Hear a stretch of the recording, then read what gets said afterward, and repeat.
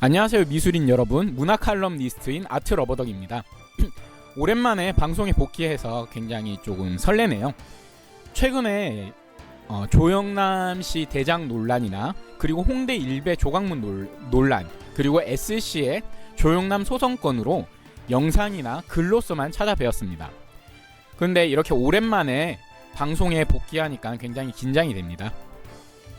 오늘은 지금 핫한 뜨거운 감자인 바로 미술협회 이사장 선거에 대해 우리가 어떤 후보를 뽑아야 하는가, 그거에 대해서 제 생각을 말씀드리려 합니다.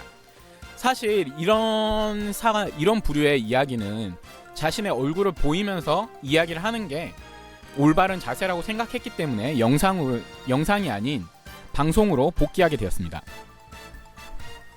그게 책임이죠. 우리가 이사장을 뽑을 때 어떤 것을 신경을 써야 될까요? 이제 솔직하게 가보도록 합시다.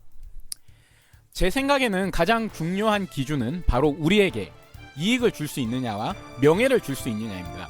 우선 왜 이익을 줄 수 있느냐는 말할 필요가 없죠. 요즘 사회가 혼란스럽고 경제도 매우 어렵습니다.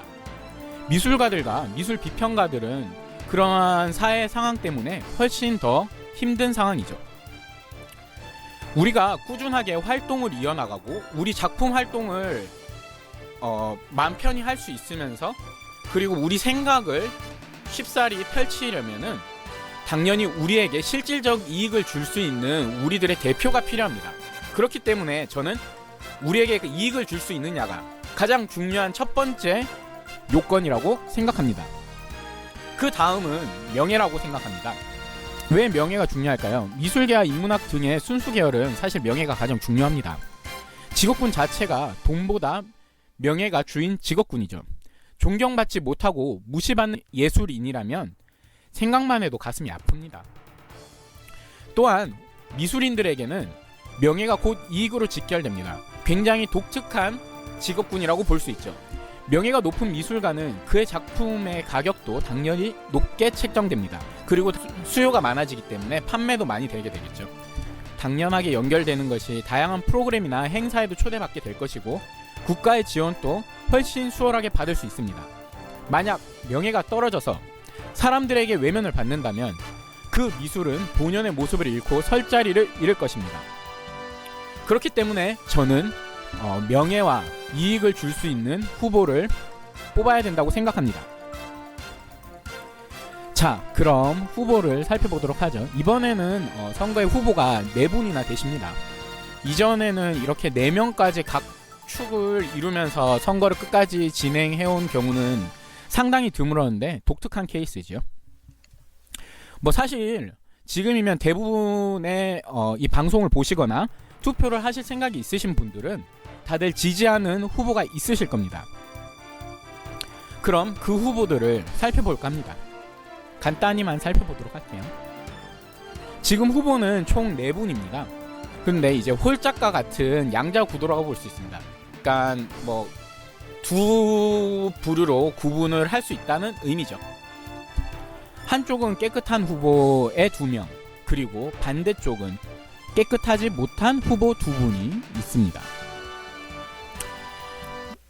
좋게 말해서 깨끗하지 않은 후보지 사실 비리가 있는 후보죠.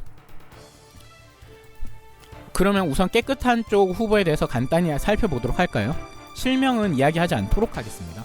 깨끗한 후보 A씨는 갤러리도 운영을 하고 전원미술가협회를 운영한 적이 있어 그 행정력을 믿을 수가 있습니다. 또한 제가 아는 한 비리가 없습니다. 협회 운영 경력과 갤러리 운영 능력만으로도 행정력이 상당히 보장되었기 때문에 그쪽으로는 신뢰를 할 수 있다고 볼 수 있습니다.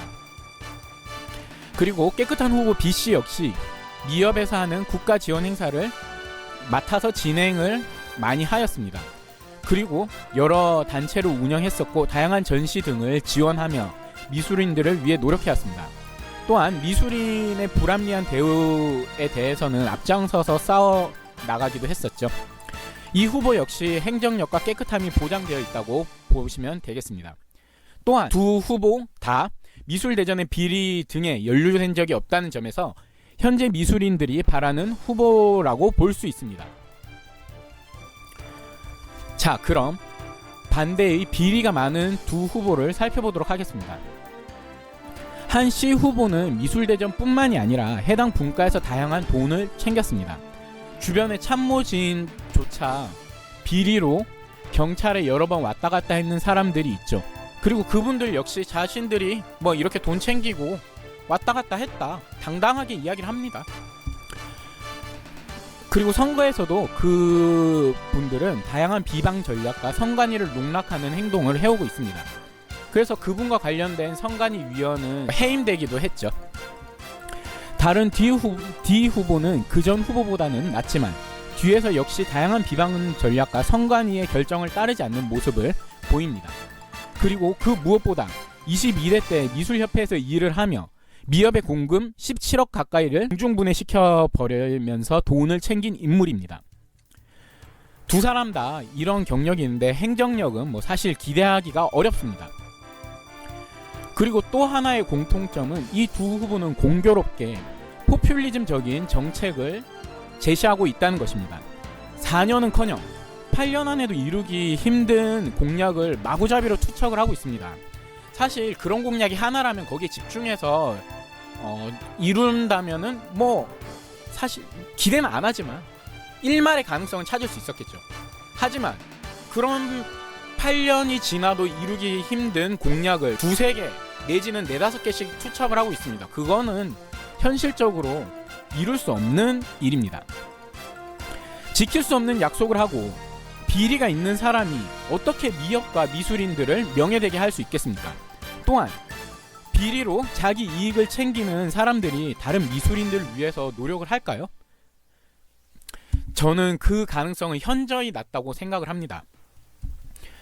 자, 그러면 이분들을 지지하고 이분들에게 자리를 얻기 위해서 돈을 내고 지지하고 있는 분들에게 한번 말씀드리고 싶습니다.